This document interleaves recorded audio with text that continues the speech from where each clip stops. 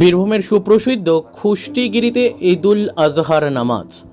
অজস্র মানুষ অংশ নেন নামাজে। দেওয়া হয় সম্প্রীতির বার্তা। 17 জুন বীরভূমের পাড়ুই থানার খুষ্টিগিরিতে হজরত আবদুল্লাহ কেরমানি রহ এর মাজার শরীফ প্রাঙ্গণে সকাল 7টায় পবিত্র ঈদুল আজহার নামাজ অজস্র মানুষের সমাগমে অনুষ্ঠিত হল।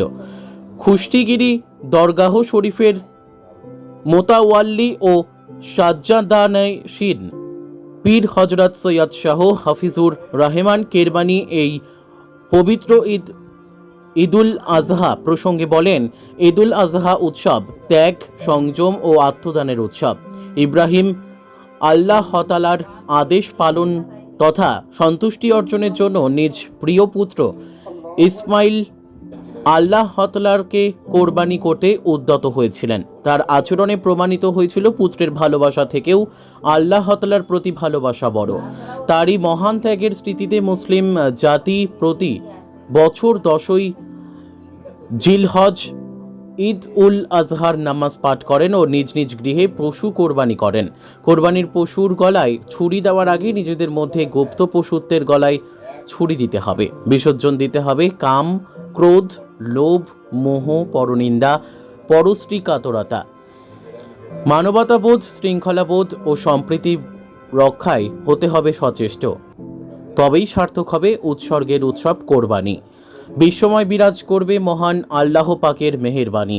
এদিন ঈদুল আজহার নামাজ শেষে পার্শ্ববর্তী বিভিন্ন গ্রামের ও দূরদূরান্তর পুণ্যার্থীরা হজরতকে সালাম ও শ্রদ্ধা জানান। একে অপরকে হাতে হাত মিলিয়ে ও বুকে বুক মিলিয়ে প্রীতি বিনিময় করেন।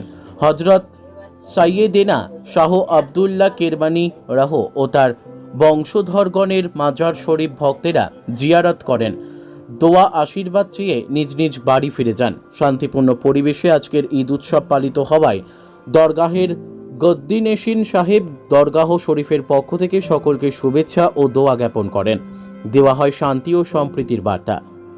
পবিত্র ঈদুল আজহা উৎসর্গের উৎসব। মুসলিম জাতি 10ই জিলহজ তারিখে এই ঈদুল আজহা উৎসব প্রতিপালন করে থাকেন।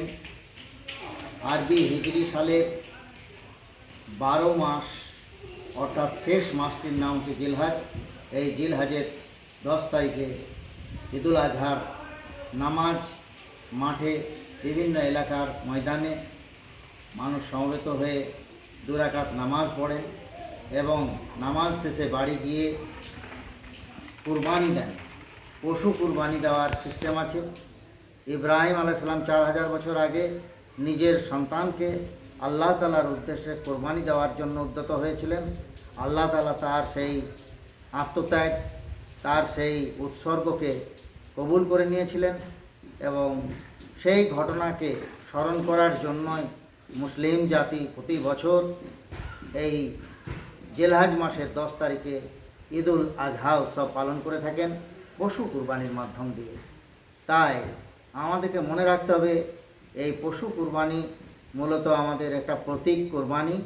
প্রকৃতপক্ষে আমাদের মনের মধ্যে যে পশুত্ব বিরাজ করে সেই পশুত্ব প্রবৃত্তিকে অর্থাৎ কুপ্রবৃত্তিগুলোকে উৎসর্গ করতে হবে, অর্থাৎ সেগুলোকে কোরবানি দিতে হবে এবং আমাদের প্রকৃত যে মনুষ্যত্ববোধ সেটাকে আমাদের মধ্যে জাগিয়ে তুলতে হবে। তবে আমরা এই ঈদুল আজহার কোরবানি উৎসবকে সার্থক করে তুলতে পারব। তাই আমার সকলের কাছে আবেদন, আপনারা এই উৎসর্গ করার সঙ্গে সঙ্গে নিজের মনের কুপ্রবৃত্তিগুলোকে উৎসর্গ করুন, তাহলে সার্থক হবে আমাদের এই উৎসব প্রতিপালন।